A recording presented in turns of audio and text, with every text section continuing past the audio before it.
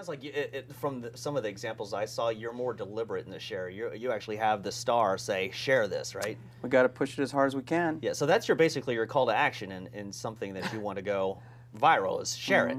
Absolutely, yeah. absolutely. So what are the elements? What does it take to make something like that?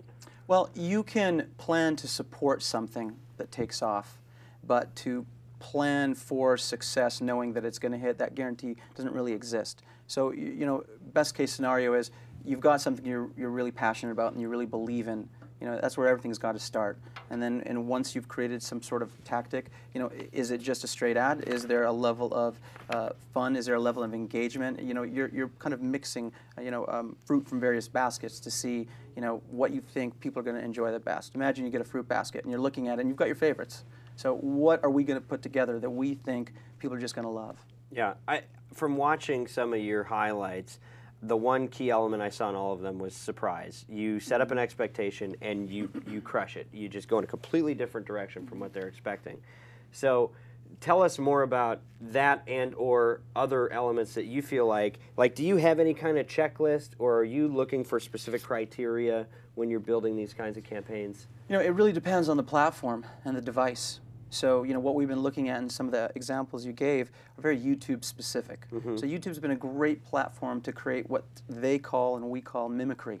You know, you're leading people down a path. If you notice on that Jack Black piece, it was and started off as just a regular YouTube watch video. Yeah. Once you clicked, it brought you to a page that looked like a watch video, but then it engaged you. It gave you that aha moment. So it's very platform and device specific. And if a business decided that they wanted to try and say they thought they had an idea that was good enough that it would spread, but they actually wanted to execute on it, to actually be able to get a YouTube screen to behave the way that that does, all of that animation, what does somebody need to spend to create something like that? And I know it depends, but if you could give a range. You know, it's an incredible thing to think that you can put something in the marketplace, not promote it in any way, and then it just takes off. Yeah. Now that actually happened with the chat roulette piece. There was not a dollar of media put towards that piece. And it was probably one of the cheapest things we've ever created in terms of what we charged the client for it. It just was that simple. It was nothing more than a video of reactions, as it stated.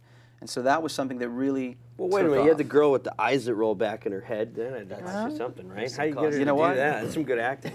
You look far and wide to find somebody who can do that. It saves a lot of money in post. I would love to see the casting call on that. Must be possessed. Oh boy. I can't even tell you how much fun we had.